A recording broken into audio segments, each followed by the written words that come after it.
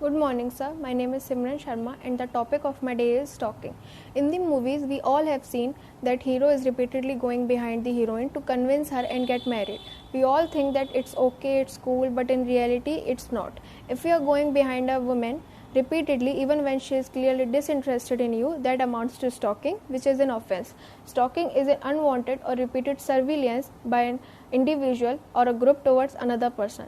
Stalking behaviors are interrelated to harassment and intimidation and may include following the victim in person.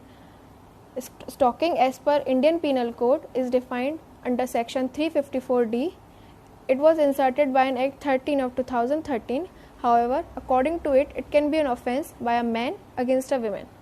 As per the definition, any man who follows a woman and contacts or attempt to contact such woman to foster personal interaction despite a clear indication of disinterest by such person, or monitors the use by a woman of the internet, email, or any other form of electronic communication, commits the offence of stalking, provided that such conduct shall not amount to stalking if the man who pursued it proves that it was pursued for the prevention and detection of crime, and the man who committed the offence of stalking has been entrusted with the responsibility of prevention and detection of crime by the state, or it was pursued under any law to comply with any condition or requirement imposed by any person under any law, or in the particular circumstances such conduct were reasonable and justified. As per the section in the first part, any man who follows a woman or contacts such woman to foster personal interaction despite a clear indication of disinterest by such woman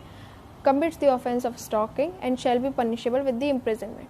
So the offence of stalking is not completed just by following or contacting a woman unless a man continues to do so even after clear indication of disinterest by such person. Now comes the second part. In the view of the fact that misuse of technology is done for stalking, the definition also includes monitoring the use by a woman of the internet, email, or any other form of electronic communication. Here, the woman need not to show her disinterest in such situations. The legislature, in its wisdom, put three conditions or provision in which the offence of stalking is not attracted. First, of course, is for men who are entrusted with the responsibility of prevention and detection of crime by the state and were doing so during the course of their duty. Second one is almost similar, that it was pursued under any law or to comply with any condition or requirements under any law.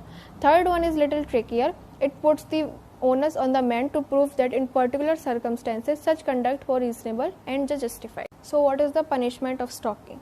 Whoever commits the offence of stalking shall be punished on the first conviction with the imprisonment of either description for a term which may extend to 3 years and shall also be liable to fine, and be punished on the second or subsequent conviction with the imprisonment of either description of a term which may extend to 5 years and shall also be liable to fine. The offence of stalking is bailable offence and cognizable offence. Any magistrate can conduct the trial and also non-compoundable in nature. However, if the offence is repeated more than once, then the bailable offence becomes non-bailable offence. That is the change in the repetition of the same offence.